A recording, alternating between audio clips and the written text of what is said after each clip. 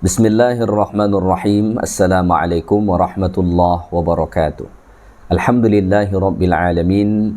Wahdahu wassalatu wassalamu ala ashrafil anbiya'i wal mursalin wa ala alihi wa sahbihi ajma'in. Subhanaka la ilma lana illa ma 'allamtana innaka antal alimul hakim. Hasbunallah wa ni'mal wakil. Ni'mal maula wa ni'mal nasir. Wa la hawla wa la quwwata illa billahil aliyyil azim. Alhamdulillah, sentiasa kita merafakkan kesyukuran kehadrat Allah Ta'ala kerana Allah masih mengurniakan nikmat-nikmatnya kepada kita semua. Tuan-tuan, puan-puan muslimin dan muslimat jemaah surau Al-Mawaddah yang dikasihi lagi dirahmati Allah Ta'ala sekalian, InsyaAllah pada subuh ni kita sambung semula kuliah tafsir Al-Quranul Karim, surah An-Nisa, surah yang keempat dalam Al-Quran. Pada minggu lepas, Alhamdulillah, kita dah sampai sehingga ayat 34. So, pada subuh ni insyaAllah kita sambung pula bermula dari ayat 35 dan ayat seterusnya nanti insyaAllah ta'ala. Allah Ta'ala berfirman pada ayat 35, A'udhu billahi minasyaitanir rajim. وَإِنْ خِفْتُمْ شِقَاقَ بَيْنِهِمَا فَابْعَثُوا حَكَمًا مِنْ أَهْلِهِ وَحَكَمًا مِنْ أَهْلِهَا إِنْ يُرِيدَا إِصْلَاحًا يُوَفِّقِ اللَّهُ بَيْنَهُمَا إِنَّ اللَّهَ كَانَ عَلِيمًا خَبِيرًا. Ayat Allah Ta'ala ni berbicara tentang salah satu cara penyelesaian apabila berlaku konflik antara suami dengan isteri. Sebenarnya ayat 35 ni sambungan kepada apa yang dibicarakan pada ayat 34 sebelum ni. Pada minggu lepas kita telah bahaskan ayat 34 yang mana Allah Ta'ala menjelaskan dalam ayat itu bagaimana struktur pembinaan keluarga, pembinaan hubungan suami isteri, siapa yang menjadi pemimpin, ya, apa peranan masing-masing, kemudian kalau berlaku ketidaktaatan, ya, bagaimana cara penyelesaian dia. Ada 3 poin penyelesaian yang Allah Ta'ala sebut pada ayat 34. So, pada ayat 35 ni, ini tambahan lagi satu. Kata Allah Ta'ala, وَإِنْ خِفْتُمْ شِقَاقَ بَيْنِهِمَا. Dan jika kamu bimbang perpecahan di antara mereka berdua. Mereka berdua dekat sini maksudnya suami isteri. Ya. Wa in khiftum shiqaqa bainihima, dan jika kamu bimbang. Yang bimbang dekat sini siapa? Sebahagian ulama tafsir mengatakan para wali. Ya. Kalau kamu wahai para wali bimbang akan berlaku perpecahan di antara mereka berdua, maksudnya suami isteri ni. Mereka dah cuba baiki tetapi mungkin tak mempan. Dah nasihat tak mempan, pisah tempat tidur juga tak mempan, ya. Dah ada teguran mungkin dengan pukulan untuk mengingatkan juga tak mempan. So, apa lagi solusi? Maka kata Allah Ta'ala pada ayat ni, fab'athu hakaman min ahlihi wa hakaman min ahliha. Maka lantiklah orang tengah untuk mendamaikan mereka, seorang dari keluarga lelaki dan seorang dari keluarga perempuan. Ya. Jadi melantik seorang hakim, seorang yang bijaksana, satu dari keluarga suami dan satu dari keluarga isteri. Al-Imam As-Sa'di rahimahullah ketika mana mentafsirkan ayat ni, beliau menyampaikan bahawa 2 orang yang bijaksana ini, yang dilantik sebagai juru damai ini, ya, mestilah rajulaini mukallafaini, mestilah dua orang lelaki yang dewasa. Ya, dua orang lelaki yang dewasa. Kemudiannya muslimaini, mestilah muslim kedua-duanya, tak boleh beragama yang lain.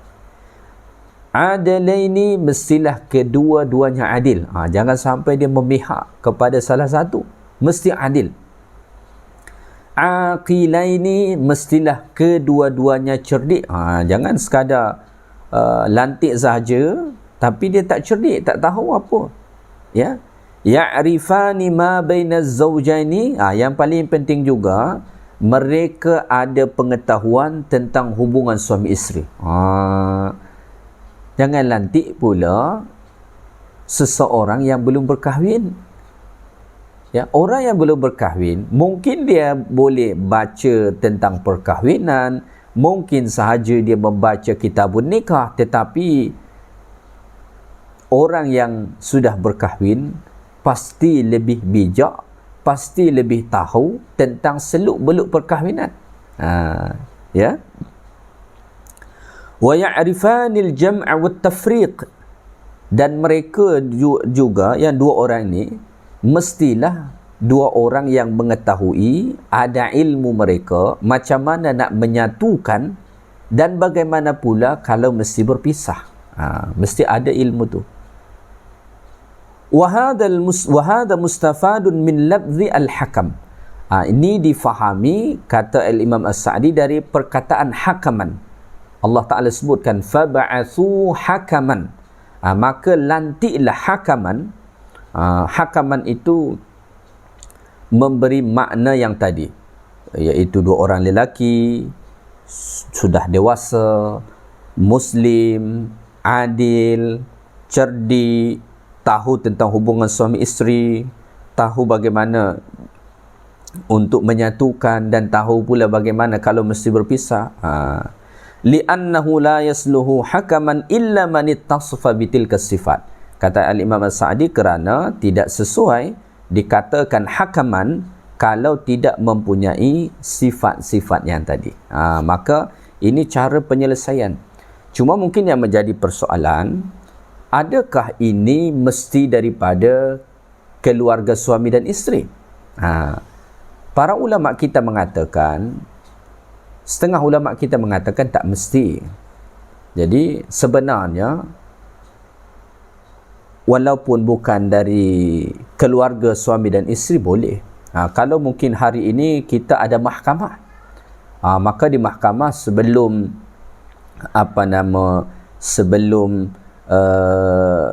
dilakukan perceraian, ya, konflik suami isteri, biasanya ada usaha macam mana nak mendamaikan mereka.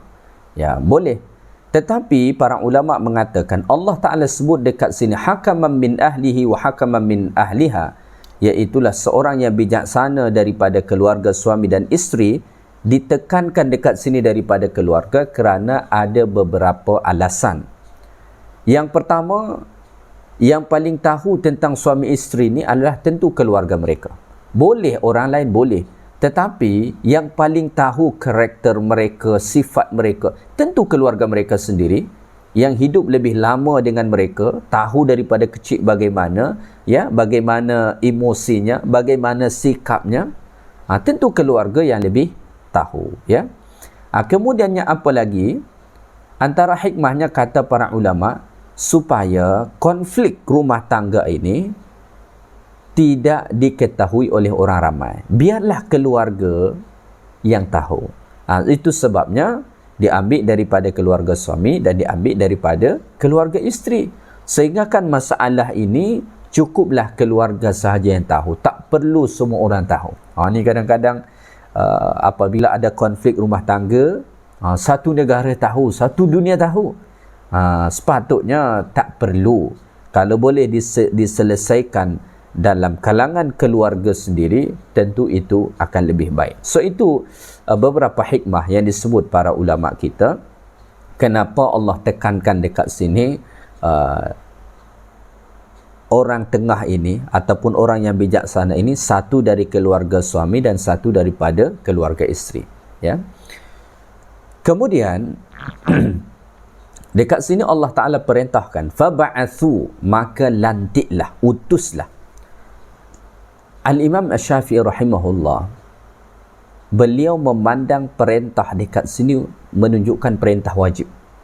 So maknanya melalui proses ini adalah sesuatu yang wajib kalau kita ikutkan pendapat Al-Imam Syafi'i rahimahullahu ta'ala itu.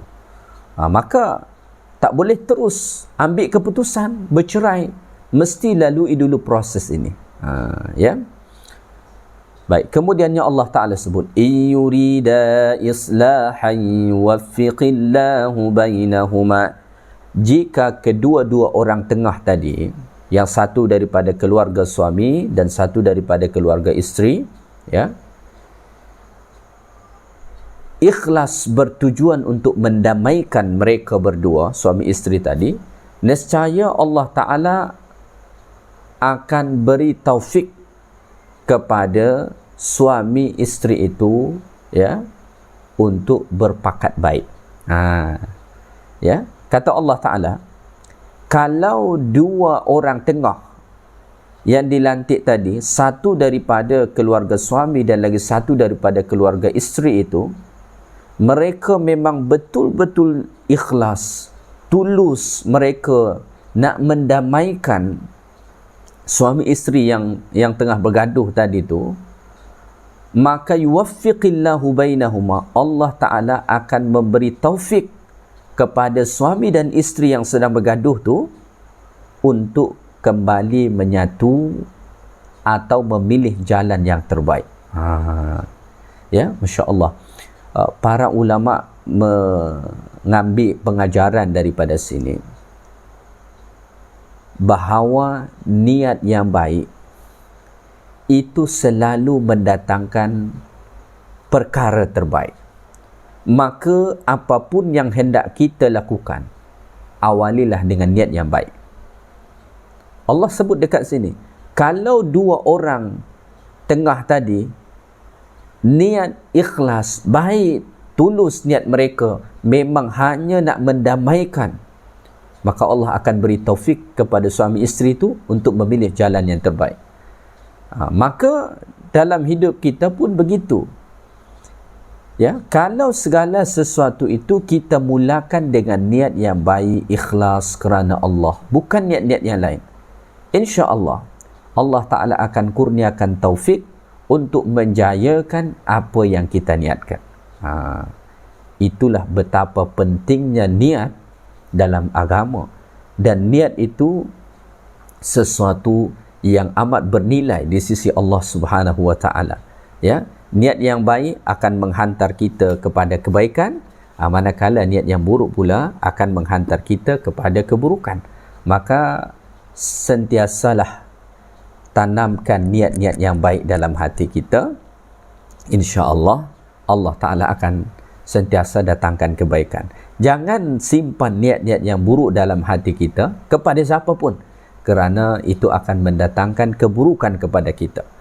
Dalam surah Al-Qalam, Allah Ta'ala ada menjelaskan tentang satu kumpulan orang yang mempunyai kebun, ya, yang subur, kaya, ya, banyak hasil, tetapi suatu malam mereka berniat dengan niat yang buruk.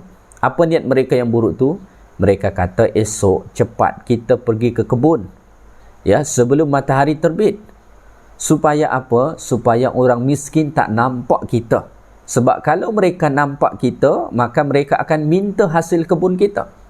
Apa yang berlaku? Semasa mereka tidur, Allah Ta'ala binasakan kebun itu. Maka para ulama mengatakan, jangan pernah simpan niat-niat yang buruk dalam hati kita, kerana itu akan menjadi sebab Allah datangkan keburukan kepada kita. Sebaliknya, sentiasa tanamkan niat-niat yang ikhlas, niat-niat yang baik dalam hati kita, kerana itu juga akan menjadi asbab Allah Ta'ala akan mendatangkan kebaikan kepada kita. Kemudian pada hujung ayat ni Allah Ta'ala sebut, innallaha kana aliman khabira. Sesungguhnya Allah Subhanahu wa Ta'ala Rabb yang maha mengetahui, lagi amat mendalam pengetahuannya. Allah Ta'ala aliman bi jami'i dhawahiri wal bawatin. Allah Ta'ala dapat mengetahui segala sesuatu yang zahir maupun yang batin, ya, mutli'an ala khafayal umuri wa asrariha, ya, dan Allah Ta'ala juga dapat mengetahui, bahkan Allah Ta'ala dapat mengetahui perkara-perkara yang disembunyikan ataupun bahkan rahsia-rahsia, ya. Jadi Allah Subhanahu wa Ta'ala Rabb yang maha mengetahui itu, dan begitu mendalam pengetahuannya, telah menetapkan hukum hakam syarak terbaik kepada kita dalam menyelesaikan masalah-masalah kehidupan kita, seperti masalah dalam rumah tangga dan lain sebagainya. Dan ayat ini juga Allah Ta'ala akhiri dengan innallaha kana aliman hakima, kerana ini juga berkaitan dengan niat yang ikhlas tadi. Jadi Allah Ta'ala tahu kalau dua orang tengah itu tadi niatnya ikhlas ataupun tidak, Allah Ta'ala maha mengetahuinya, kerana Allah itu pengetahuannya amat sangat mendalam, sehingga kan tidak ada sesuatu yang tidak diketahui oleh Allah Subhanahu wa Ta'ala. Hatta lintasan-lintasan niat dalam dada kita, dalam hati kita ni, semua diketahui oleh Allah Ta'ala. Baik, kita teruskan ayat 36. Ayat 36 ni bukan lagi berbicara tentang bagaimana penyelesaian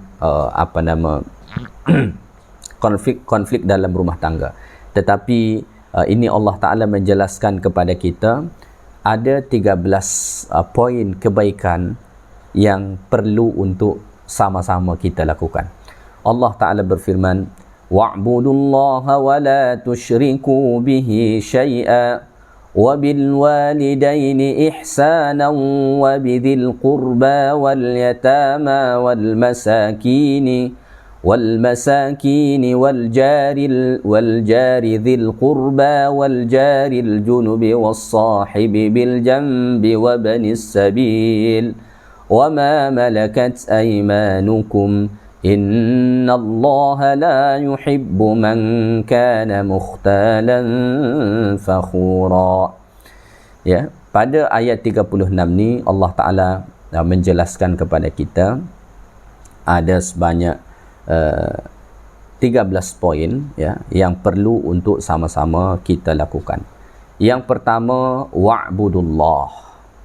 Ya, yang pertama, hendaklah beribadat hanya kepada Allah Ta'ala, iaitulah mentauhidkan Allah Subhanahu wa Ta'ala, khasnya dalam melakukan ibadat, sehingga kan ibadat itu hanya boleh kita lakukan untuk Allah Subhanahu wa Ta'ala.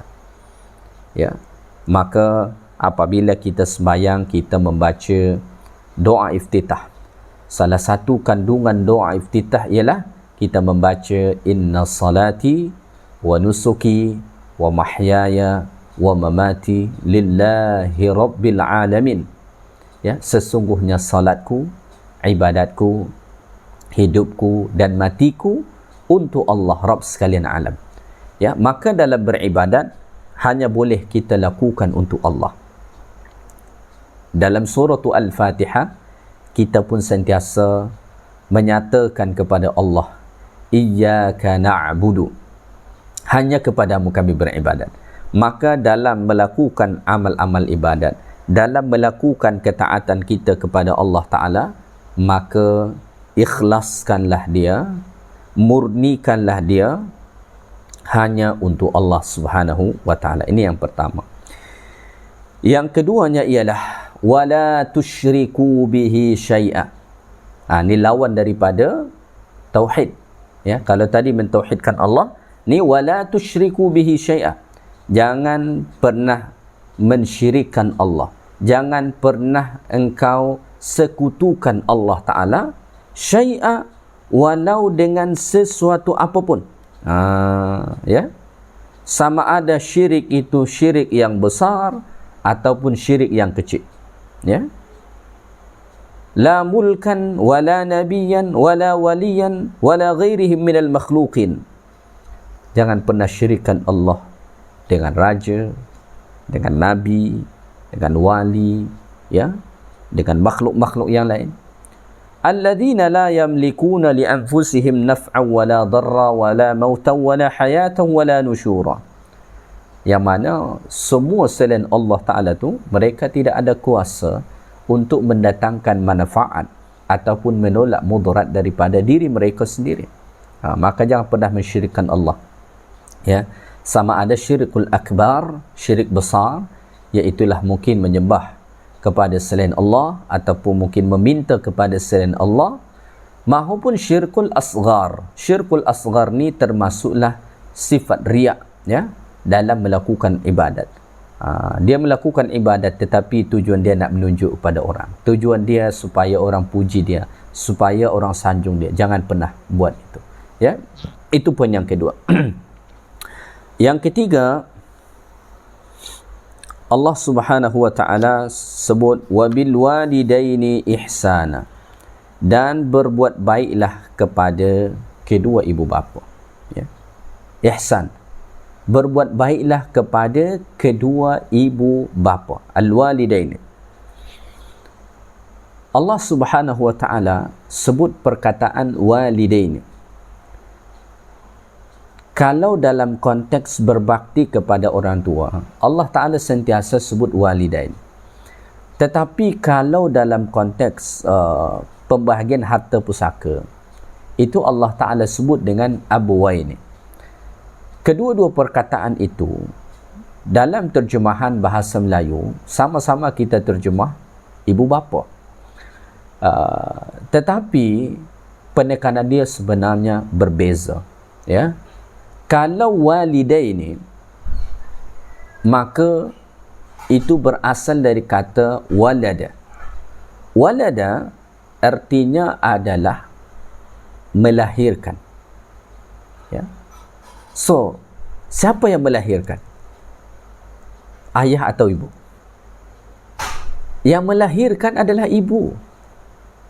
Maka dari perkataan walidain itu ada isyarat bahawa dalam berbakti, berbuat baik kepada kedua ibu bapa, itu yang paling utama adalah ibu. Sebab itu ketika mana Allah Ta'ala perintahkan untuk berbakti kepada kedua ibu bapa dalam Al-Quran, alasan yang sering Allah Ta'ala angkat itu adalah pengorbanan ibu. Misalnya Allah Ta'ala sebut, وَوَصَّيْنَا الْإِنسَانَ بِوَالِدَيْهِ, kami perintahkan kepada manusia supaya berbuat baik kepada walidai, kepada kedua ibu bapanya. Apa alasannya? Alasannya kata Allah, hamalatsu ummuhu wahnan ala wahnan. Antara alasannya kerana ibunya, ibu telah mengandungnya dengan susah payah. Wa fisaluhu fi amain, dia menyapihnya sampai 2 tahun. Ini kerja yang dilakukan oleh ibu. Maka tak pelik apabila seseorang datang bertanya kepada Rasulullah. Dia tanya, ya Rasulullah, man ahaqqun nasi, siapakah orang yang paling berhak aku berbuat baik kepadanya? Nabi mengatakan, ummuk, ibumu.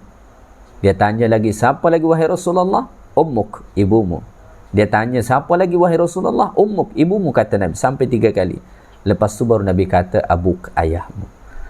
Maka kalau disebut walidain, maka dari perkataan itu ada isyarat bahawa ibu mesti diutamakan. Bukan berarti ayah tidak diperdulikan.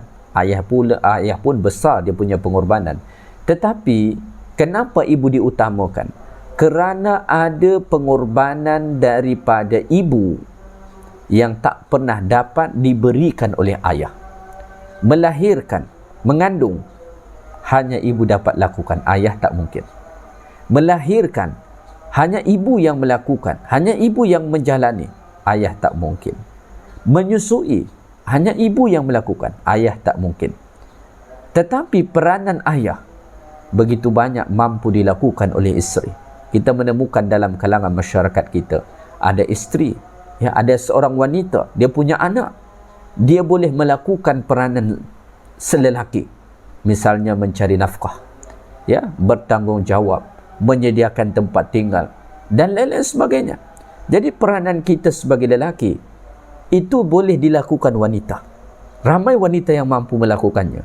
Tetapi ada peranan isteri kita yang kita sama sekali tak mampu untuk melakukannya. Maka kita sebagai lelaki tak boleh cemburu kalau agama memberikan penekanan untuk berbakti kepada ibu berbanding ayah. Berbakti kepada ayah penting, tetapi kepada ibu lebih lagi.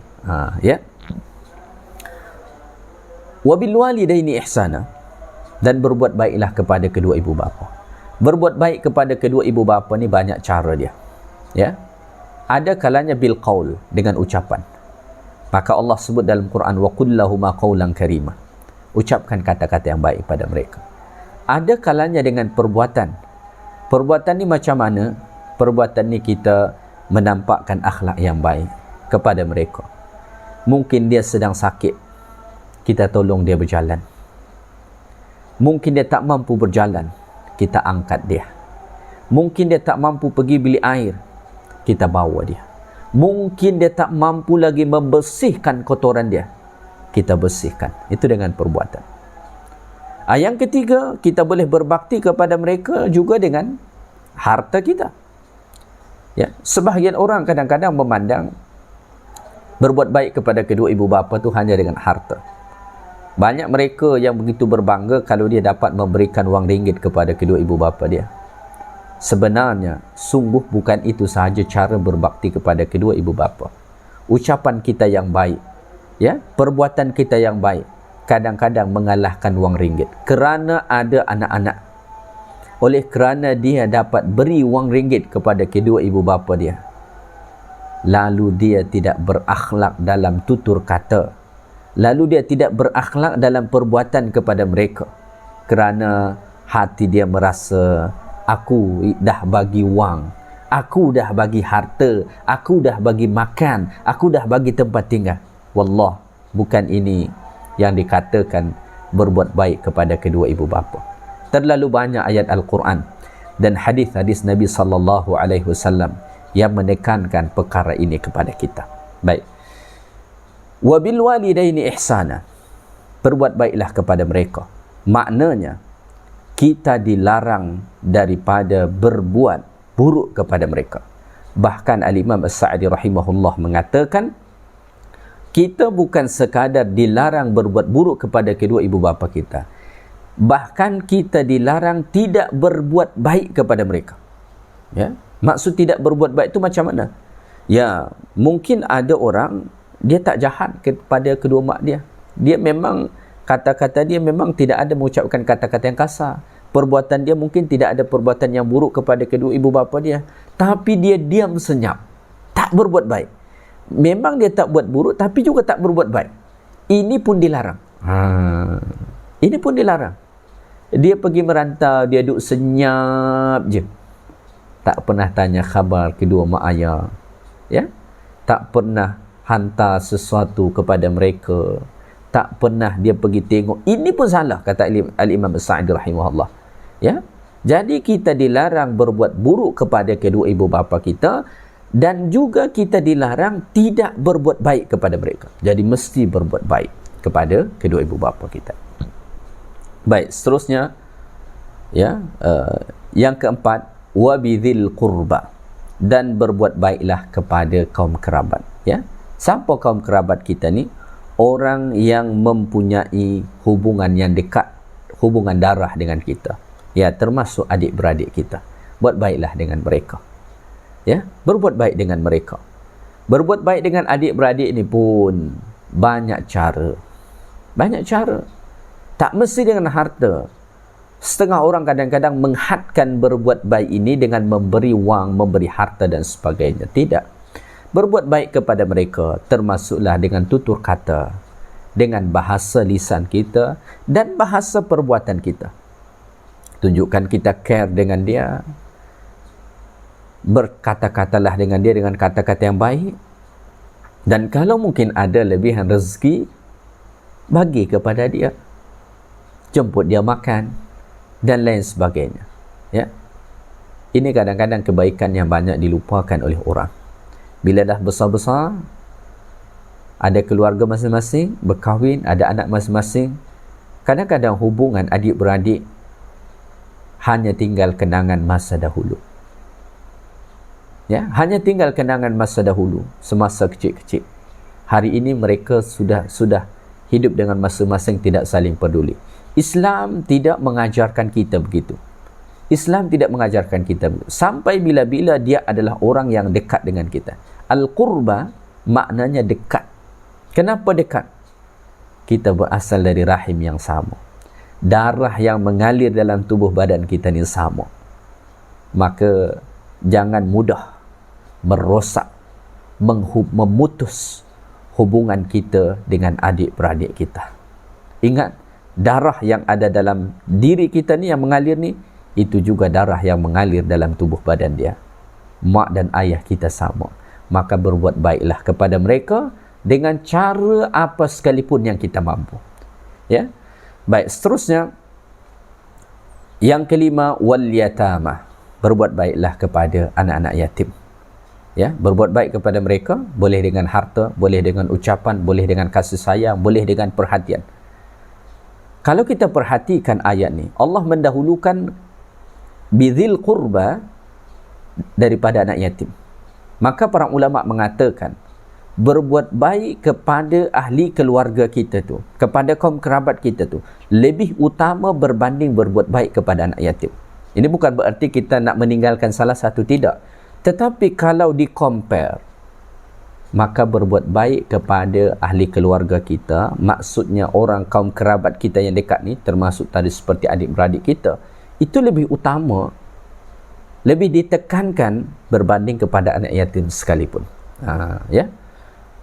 Baik, seterusnya wal masakin. Berbuat baiklah kepada orang-orang miskin.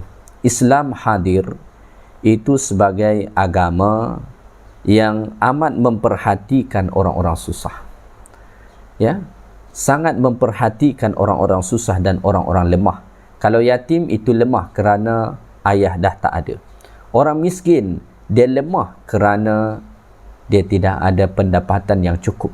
Maka berbuat baiklah kepada mereka. Berbuat baik kepada orang-orang miskin ni, yang paling utama adalah dengan harta kita.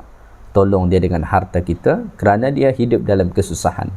Ya, ataupun mungkin kita tak mampu dengan harta, ucapkan kata-kata yang baik dengan dia. Kalau kita ada idea, bagi, share dekat dia idea, berkongsi idea dengan dia. Sehingga kan mungkin dia mendapatkan satu pencerahan, dia dapatkan idea yang baru daripada kita, kemudiannya mungkin itu dapat mengubah kehidupan dia. Ya, yang penting Allah menekankan kepada kita, ya, berbuat baiklah kepada orang-orang miskin, ya. Baik, seterusnya yang ketujuh, Allah Ta'ala perintahkan wal jari dzil qurba. Berbuat baiklah kepada jiran tetangga yang dekat. Wal jari dzil qurba ini ada pelbagai tafsir para ulama. Ada ulama mentafsirkan jiran yang ada hubungan kerabat dengan kita. Mungkin kita duduk rumah kita dekat-dekat dengan adik-beradik kita. Maka utamakan mereka, ya, sebagai kerabat dan juga sebagai jiran kita. Dan ada juga yang mentafsirkan wal jari dzil qurba dekat sini maksudnya adalah jiran kita yang memang dekat, ya, tempat tinggal dia dengan kita. Rumah dia dekat dengan kita. Mungkin di samping kanan ataupun kiri rumah kita, di hadapan ataupun belakang rumah kita. Berbuat baik kepada mereka. Ya, jangan lupakan jiran. Ada banyak kadang-kadang orang dia tidak tidak menjalin hubungan yang baik dengan jiran. Allah Ta'ala menekankan berbuat baiklah dengan jiran kita. Jiran itu mesti kita berbuat baik kepada mereka. Banyak cara, ya, termasuk kita saling memperhatikan, ya, bahkan digalakkan untuk saling memberi hadiah. Ya, mungkin kita tengah pergi ke mana, ya, balik, bawakan sikit hadiah oleh-oleh untuk dia. Supaya apa? Supaya terjalin hubungan yang baik. Buat ihsan kepada mereka. Ya, ini cara berbuat baik kepada jiran ini dikembalikan kepada uruf masing-masing. Kemudiannya wal jaril junubi. Kemudian berbuat baiklah kepada jiran tetangga yang jauh.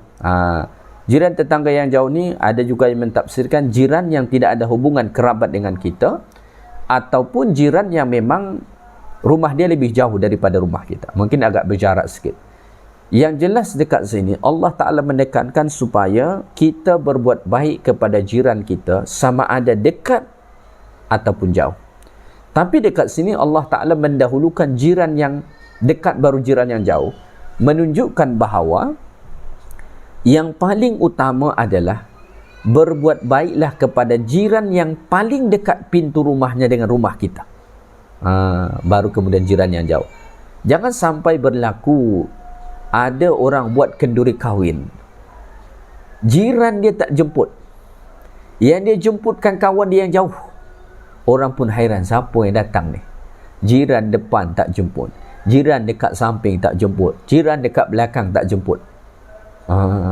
Tapi dia buat kenduri. Yang datang siapa? Orang-orang yang jauh. Islam tidak mengajarkan perkara ini kepada kita. Ya, Nabi SAW ada sebut dalam hadis, mazala Jibrilu yusini bil jar hatta dhanantu annahu sayuwarrithuhu.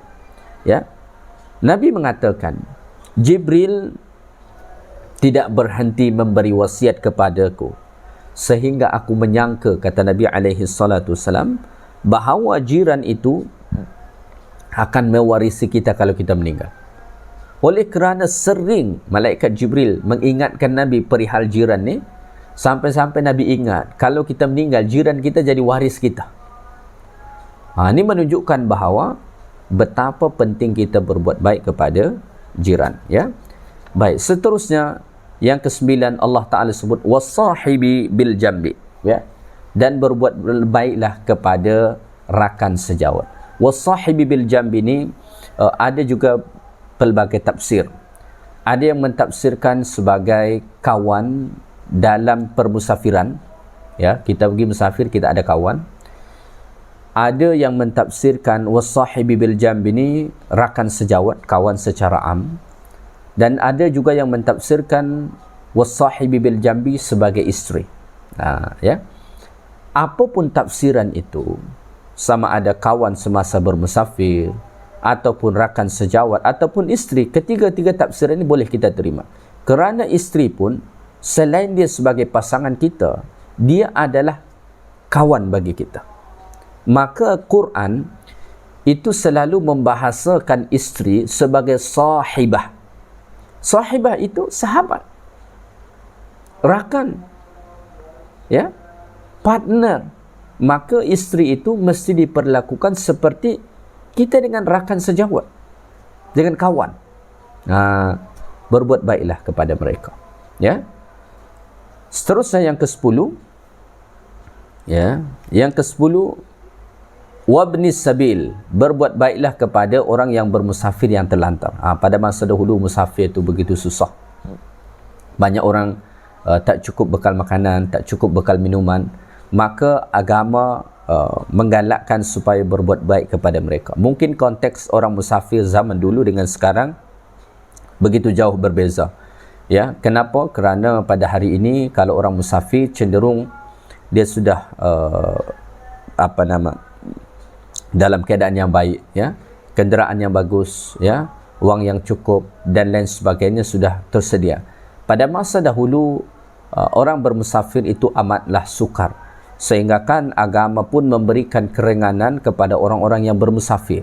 Misalnya kalau puasa dia boleh berbuka, solat dia boleh qasar, bahkan boleh jamak. Kerana memang musafir pada masa dahulu amat menyukarkan. Ya, keadaan ini agak berbeza, ya, atau sangat berbeza dengan kehidupan kita pada masa sekarang yang sudah serba moden, ya. Kemudiannya yang ke-11 wama malakat aimanukum. Berbuat baiklah juga kepada hamba yang kamu miliki. Zaman dulu ada hamba sahaya. Berbuat baiklah kepada hamba sahaya yang kamu miliki, ya. Kepada orang yang wama malakat aimanukum, ya. Yang orang-orang yang di bawah kamu lah. Kalau zaman dulu ada hamba sahaya, ya. Hari ini mungkin kita ada pekerja, ada pembantu. Mereka bukan hamba sahaya, tetapi mereka ada di bawah kuasa kita, maka berbuat baiklah kepada mereka, ya.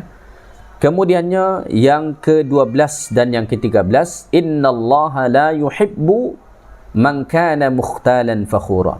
Sesungguhnya Allah tidak suka kepada orang yang sombong dan membanggakan diri. Mukhtalan fakhura ini sebenarnya kedua-duanya dimaknai dengan sombong, ya. Tetapi kata para ulama, kalau disebut dengan mukhtal, ya, mukhtal itu maksudnya kesombongan yang nampak daripada gerak-gerik. Mungkin dari cara dia berjalan, ya, cara dia berdiri, ya, ataupun cara dia memandang dan lain sebagainya. Kalau fakhur itu kesombongan yang diketahui daripada gaya dia berbicara, daripada ucapan dia. Kalau mukhtal itu sombong dari yang nampak dari gerak-gerik dia, ya, seperti cara berjalan tadi, ya, dan lain sebagainya. Kalau fakhur ini sombong dari sisi ucapan, Allah tak suka. Maka dalam hadis Nabi SAW sebut, la yadkhulul jannah, tidak akan masuk syurga, man kana fi qalbihi mithqala dzarratin min kibrin, tidak akan masuk syurga orang yang ada di dalam hatinya kesombongan walaupun sekecil zarrah. Maksudnya sekecil apapun kesombongan yang bersarang dalam hati kita, mungkin kita tunjukkan dengan gerak-gerik kita atau dari ucapan kita, maka itu akan menghalang kita masuk ke dalam syurga Allah. Bukankah iblis yang sudah ada di dalam syurga kemudian dicampakkan daripada sana dan akan kekal di dalam neraka oleh kerana kesombongan dia, ya. Sombong ni, jangankan Allah, orang yang sombong juga pun tak suka. Ni orang sombong, ni orang sombong. Orang sombong yang ni, dia tak suka dengan orang sombong yang ni. Sesama orang sombong saja tak suka, apatah lagi dengan orang yang tak sombong, apatah lagi pula dengan Allah Subhanahu wa taala. Sudah tentu Allah taala sangat tidak suka, ya. Baik, mungkin itu saja kuliah kita pada subuh ni, ya, ayat 35 dan ayat 36 surah An-Nisa. Moga-moga penjelasan dua ayat Allah Ta'ala ni dapat kita fahami dengan baik dan dapat kita amalkan dalam kehidupan kita, insya-Allah Ta'ala. Yang baik daripada Allah, segala yang kurang daripada saya. Subhanakallahumma bihamdik, asyhadu an la ilaha illa anta, astaghfiruka wa atubu ilaik. Wa sallallahu wa sallama ala nabiyyina Muhammad. Walhamdulillahi rabbil alamin. Assalamualaikum warahmatullahi wabarakatuh.